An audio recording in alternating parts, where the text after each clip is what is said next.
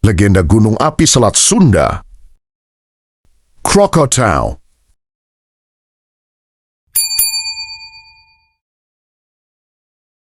Pada masa yang sangat lampau, jauh sebelum peta Nusantara digambar oleh bangsa manapun, terdapat sebuah kerajaan makmur bernama Swarnadwipa, yang wilayahnya membentang di pesisir Sumatera hingga ujung barat Jawa. Kerajaan ini berada di jalur selat yang menghubungkan dua samudra besar. Tempat angin bertemu, arus beradu, dan para pelaut singgah sebelum melanjutkan perjalanan. Penduduk Swarnadwipa hidup damai. Mereka menyembah Sang Pencipta dengan cara mereka sendiri. Hingga suatu hari datanglah seorang musafir Arab bernama Syekh Abdullah Albar, seorang ulama dan penjelajah yang berdakwah dari negeri ke negeri. Ia dikenal sebagai orang yang lembut, namun tegas ketika berbicara tentang tauhid. Sang Raja, Prabu Rakyan Swarna, tertarik pada ajaran sang syaikh. Ia mengizinkan dakwah disebarkan tanpa paksaan. Perlahan, cahaya Islam mulai bersemi di istana, pasar, dan dermaga. Namun, ada satu tempat yang tidak tersentuh kedamaian.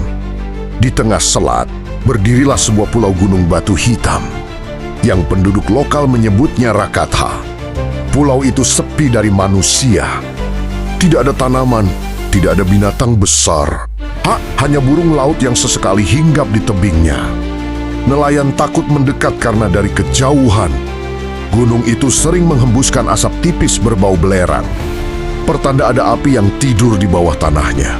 Syekh Abdullah pernah berkata kepada raja, gunung itu seperti hati manusia. Bila ia dipenuhi di zikir dan syukur, ia menjadi sumber kehidupan. Namun bila dibiarkan dipenuhi amarah, ia bisa meledak dan membakar sekelilingnya. Raja menganggap itu sebagai nasihat moral, bukan ramalan.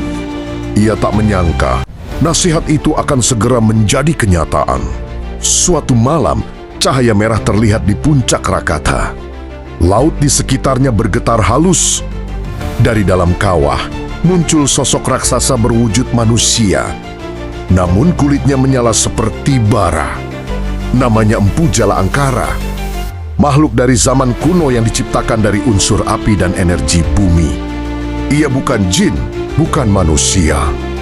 Bukan pula dewa, ia adalah penjaga inti magma yang bangkit ketika keseimbangan alam terganggu. Bangkitnya Empu Jala Angkara bukan tanpa sebab. Selat Sunda mulai ramai oleh kapal dagang asing. Sebagian pelaut tamak membuang sesajen dan mantra ke laut, meminta kekayaan instan dari kekuatan gaib. Energi bumi yang suci pun tercemar oleh permohonan yang salah arah. Gunung Rakatha, yang sejak awal memang menyimpan dapur api besar, mulai menyerap amarah dan keserakahan itu. Empu Jala Angkara berkata dengan suara menggelegar, manusia selat ini telah melupakan harmoni. Mereka meminta pada selain pencipta, maka bumi akan mengingatkan mereka. Raja panik. Ia mengirim pasukan laut, namun kapal mereka tak mampu mendekat. Ombak mendidih hangat, kompas berputar, dan udara membuat paru-paru sesak. Syekh Abdullah meminta izin raja untuk pergi sendiri. Dengan perahu kecil dan lantunan surah Al-Mulk serta dizikir Asmaul Husna, ia mendekat ke pulau. Saat tiba, tanah di bawahnya panas, namun tidak membakarnya. Sang empu menatapnya heran. Dialog pun terjadi. Wahai manusia kecil, kau tak takut pada api? Empu Jala Angkara, Syekh Abdullah, aku takut hanya kepada Allah, pencipta api dan bumi. Api tidak akan melampaui kehendaknya. Empu, manusia telah memanggilku dengan mantra dan sesaji. Mereka sendiri yang membangunkanku. Saihi, mereka tersesat karena tidak mengenal kebenaran. Tapi bukan seluruh negeri ini yang bersalah. Ada yang telah kembali pada tauhid. Jika engkau meledak, yang salah dan yang mencari kebenaran akan semua menjadi abu. Itu bukan keadilan, itu amarah tanpa hikmah. Empu Jala Angkara terjiong. Untuk pertama kalinya dalam ribuan tahun, ia mendengar kata yang tidak memuja dirinya, namun memuja Sang Pencipta. Namun gunung itu sendiri sudah terlalu panas. Inti magma di bawah Rakatha telah mengembang seperti dada yang menahan jeritan. Syekh Abdullah menancapkan tongkat di bibir kawah. Ia berdoa sepanjang malam.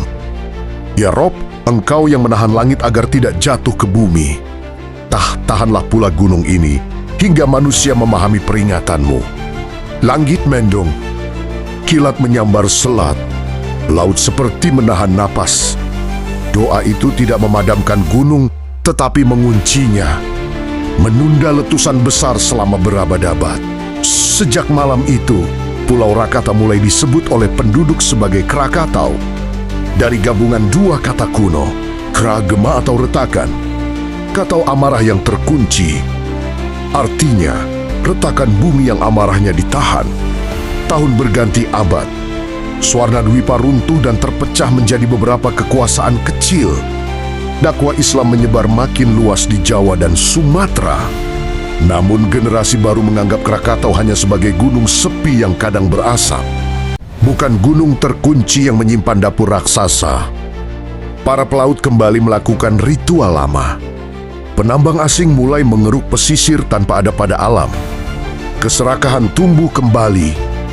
Kali ini bukan dengan mantra, tapi dengan ketamakan pada sumber daya.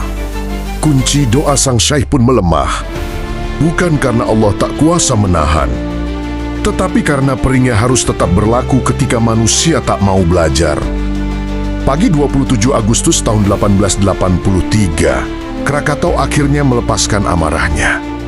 Bukan sebagai hukuman buta, tetapi sebagai ayat kauniyah tanda alam. Dentumannya terdengar hingga ribuan kilometer. Abu menutupi matahari. Gelombang besar tsunami berlari di sepanjang pesisir. Namun ada satu keajaiban yang tercatat dalam tutur lisan penduduk. Banten dan Lampung. Di saat letusan terbesar, suara azan terdengar dari desa di pesisir. Dikumandangkan oleh orang yang berlindung. Bukan pada gunung, bukan pada laut, tetapi pada Allah. Mereka selamat dari kehancuran total karena mereka mengambil peringatan itu sebagai jalan kembali, bukan jalan syirik. Kisah Syekh Abdullah pun kembali diceritakan oleh para sesepuh. Gunung itu tidak diledakkan oleh sang empu, tapi oleh kehendak Allah setelah masa penangguhan selesai. Dan letusan itu pernah ditahan oleh doa seorang hamba yang ikhlas.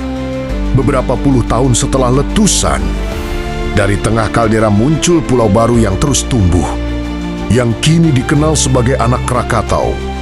Ia lahir dari laut, seperti pesan sang syekh dulu. Bahkan dari amarah bumi, Allah masih menumbuhkan kehidupan baru. Bagi mereka yang mau mengambil hikmah, beberapa puluh tahun setelah letusan, dari tengah kaldera muncul pulau baru yang terus tumbuh, yang kini dikenal sebagai anak Krakatau. Ia lahir dari laut, seperti pesan sang syekh dulu. Bahkan dari amarah bumi, Allah masih menumbuhkan kehidupan baru. Bagi mereka yang mau mengambil hikmah, hingga kini Krakatau masih berasap, masih bergetar, dan masih hidup. Ia menjadi pengingat di Selat Sunda bahwa bumi juga bertasbih. Dan ketika ia bergemuruh, itu bukan sekadar geologi, itu adalah pesan bagi manusia yang mau merenung.